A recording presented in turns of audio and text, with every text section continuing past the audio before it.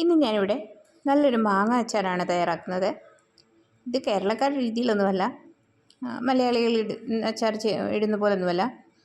ഇത് ആന്ധ്രാക്കാരുടെ സ്റ്റൈലിൽ അവരുടെ രീതിയിൽ ഒരു മാങ്ങ അച്ചാറാണ്. വളരെ പെട്ടെന്ന് തന്നെ തയ്യാറാക്കാം. അതുപോലെ തന്നെ നല്ല ടേസ്റ്റി ആയിട്ടും നല്ല അധികം ചേരുവകളൊന്നും ചേരാതെ വളരെ എളുപ്പത്തിൽ തന്നെ നമുക്ക് തയ്യാറാക്കിയെടുക്കാൻ പറ്റും. ഈ സീസൺ മാങ്ങയുടെ സീസണാണല്ലോ. നല്ല പുളിയുള്ള മാങ്ങ, പച്ചമാങ്ങ കിട്ടുമ്പം നിങ്ങളിതുപോലെ ഇതൊക്കെ തയ്യാറാക്കി നോക്കുക. തയ്യാറാക്കുമ്പോൾ കൂടുതൽ അളവിൽ തയ്യാറാക്കി വെക്കുക. 1 വർഷം 2 വർഷം വരെ കേടുകൂടാതെ നമുക്ക് ഇത് ഉപയോഗിക്കാൻ പറ്റും.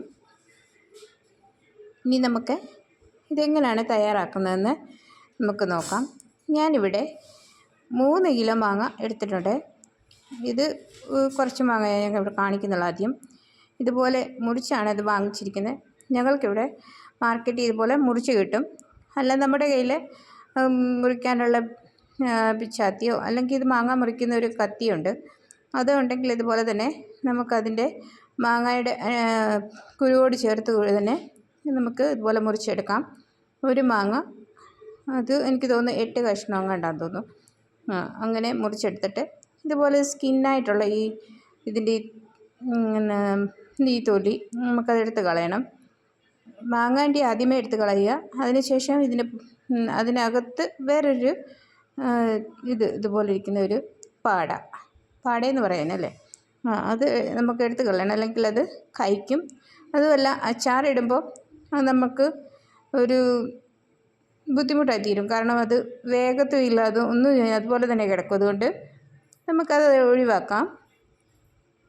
ഇതുപോലെയെല്ലാം ഒന്നെടുത്ത് മാറ്റും. ആദ്യം മാങ്ങ കഴുകിയതിന് ശേഷം നല്ലവണ്ണം ഒന്ന് തുടച്ചെടുത്തതിന് ശേഷം വേണം മുറിച്ചെടുക്കാൻ. ഞങ്ങൾക്കിവിടെ മാങ്ങ മാർക്കറ്റിൽ നിന്ന് മുറിച്ച് കിട്ടും. പിന്നെ ഞാനത് കൊണ്ടുവന്ന് ഒന്ന് തുടച്ചെടുക്കുക മാത്രമേ ചെയ്യത്തുള്ളൂ. കഴുകാൻ പറ്റത്തില്ല, മുറിച്ച് കിട്ടുന്നതുകൊണ്ട് കഴുകാൻ പറ്റത്തില്ല. ഇതുപോലെ ഞാനെല്ലാം ഒന്ന് എടുത്തിട്ടുണ്ട്. ഇവിടെ ഞാൻ അതിനായിട്ട് ഉപയോഗിക്കുന്നത് കപ്പലണ്ടിയുടെ എണ്ണയാണ്. ഞങ്ങൾക്കിവിടെ നല്ലെണ്ണ കിട്ടത്തില്ല, അതുകൊണ്ട് കപ്പലണ്ടിയുടെ എണ്ണയാണ് ഉപയോഗിക്കുന്നത്. പിന്നെ നാട്ടിലുള്ളവർക്ക് നല്ലെണ്ണ ഉപയോഗിക്കാം. നല്ലെണ്ണ എന്ന് പറയുമ്പം ഞങ്ങൾക്കിവിടെ കിട്ടും, പക്ഷേ അത് പൂജയ്ക്കൊക്കെ ഉപയോഗിക്കുന്ന തിള്ളിൻ്റെ എണ്ണയാണ് കിട്ടുന്നത്. അത് ഞാൻ ഒരിക്കലും എടുത്തിട്ടില്ല. ഞാനിവിടെ 1 കിലോയുടെ എണ്ണയാണ് എടുത്തത്.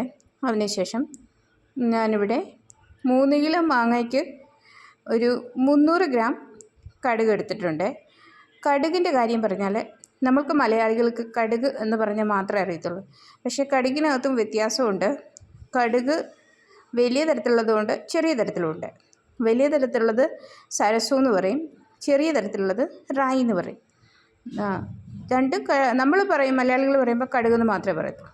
അതിൻ്റെ കൂടെ തന്നെ ഞാൻ 2 സ്പൂൺ ഉലുവ കൂടി ചേർത്ത് ഇതൊന്ന് ചെറുതായി ഒന്ന് ചൂടാക്കിയെടുക്കണം. അധികം മൂത്ത് പോകാൻ പാടില്ല, കടുക് പൊട്ടിപ്പോകാൻ പാടില്ല.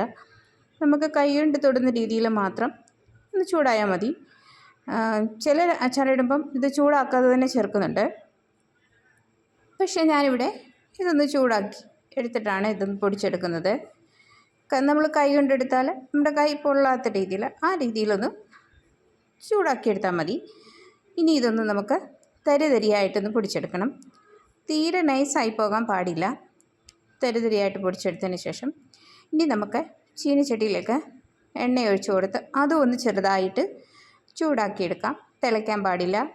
ഞാനിവിടെ എണ്ണ ചേർത്ത് കൊടുത്തിട്ടുണ്ട്. 1 ലിറ്റർ എണ്ണ വാങ്ങിച്ചതിനകത്ത് അവരെ കവറിനകത്ത് എഴുതിയേക്കുന്നത് 900 എന്നാണ്.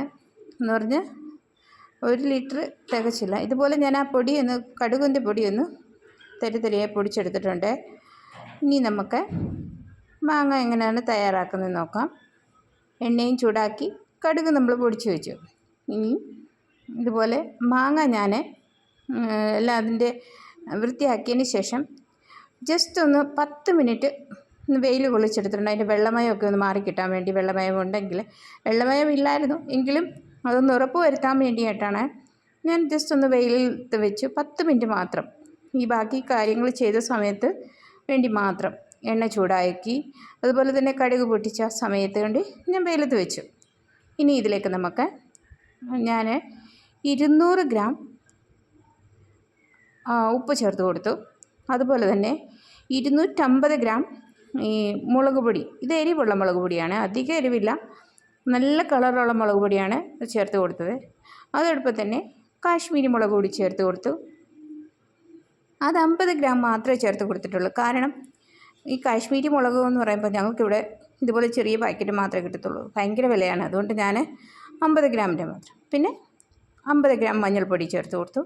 പിന്നെ നമ്മൾ നേരത്തെ പൊടിച്ച് വെച്ച കടുക് ഉലുവയും കൂടെ പൊടിച്ച് വെച്ചത് കൂടി ചേർത്ത് കൊടുത്തു. പിന്നെ ഈ വെളുത്തുള്ളി ഓപ്ഷണലാണ്. നിങ്ങൾക്ക് ഇഷ്ടമെങ്കിൽ മാത്രം ചേർത്ത് കൊടുത്താൽ മതി. അതങ്ങനെ ചേർക്കുന്നതായതുകൊണ്ട്. പിന്നെ അതോടൊപ്പം തന്നെ നമ്മൾ ചൂടാക്കി വെച്ച എണ്ണ തണുത്തതിന് ശേഷം മാത്രം ഉപയോഗിക്കുക. തണുത്തതിന് ശേഷം മാത്രമാണ് ഞാനിത് ഉപയോഗിച്ചത്. കറക്റ്റ് ഇത് 900 ml എണ്ണയുണ്ട്. 1 ലിറ്ററിൻ്റെ പാക്കറ്റൊക്കെയാണ് കണ്ടത്, പക്ഷേ അത്ര എനിക്ക് കിട്ടിയില്ല.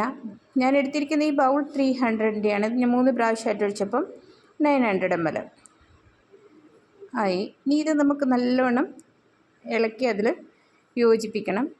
തീർച്ചയായിട്ടും നിങ്ങൾ ഉണ്ടാക്കി നോക്കുക. പിന്നെ നിങ്ങൾ ആദ്യമായിട്ടാണ് എൻ്റെ ചാനൽ കാണുന്നതെങ്കിൽ സബ്സ്ക്രൈബ് ചെയ്യുക, സപ്പോർട്ട് ചെയ്യുക. അതോടൊപ്പം തന്നെ നിങ്ങളുടെ അഭിപ്രായം കൂടി അറിയിക്കുക. നിങ്ങളിതുപോലെ തയ്യാറാക്കി നോക്കിയതിന് ശേഷം അഭിപ്രായം അറിയിക്കുക. ഇത് തീർച്ചയായിട്ടും നമ്മൾക്ക് 1 വർഷം അതിൽ കൂടുതലേ ഉപയോഗിക്കാം. എത്രയും പഴകുന്നോ അത്രയും നല്ല ടേസ്റ്റാണ് ഇതിന്. ഞാനിവിടെ നേരത്തെ ഉണ്ടാക്കിയിട്ടുണ്ട്. ഞാൻ കഴിഞ്ഞ വർഷം ഉണ്ടാക്കിയ അച്ചാർ കൂടി കാണിക്കാം. ഇത് ഞാൻ മഹാരാഷ്ട്രക്കാരുടെ സ്റ്റൈലിൽ കഴിഞ്ഞ വർഷം ഇട്ട അച്ചാറാണ്. ഇത് 1 വർഷമായ അച്ചാറാണ്. ഇത് അവരുടെ സ്റ്റൈലാണ്. കാരണം ഇതിനകത്ത് കുറേ മസാലകൾ ചേർത്ത് കൊടുത്തിട്ടുണ്ട്. പെരിഞ്ജീരകമൊക്കെ ചേർത്ത് കൊടുത്തു. അങ്ങനെയാണ് തയ്യാറാക്കിയത്. ഇത് നല്ല ടേസ്റ്റാണ്. ഇത് കഴിഞ്ഞ വർഷം ഉണ്ടാക്കിയത്, അതുകൊണ്ട് അതിൻ്റെ റെസിപ്പി എൻ്റെ കയ്യിലില്ല. നിങ്ങൾ ആവശ്യപ്പെടുകയാണെങ്കിൽ ഞാൻ തീർച്ചയായിട്ടും ഉണ്ടാക്കി കാണിക്കാം. ഇത് മാങ്ങയൊക്കെ നല്ല സോഫ്റ്റായി വന്നിട്ടുണ്ട്. ഇത് മാങ്ങ ഞാൻ കുറച്ച് ഉണക്കിയിട്ടാണ് ഇതിട്ടത്.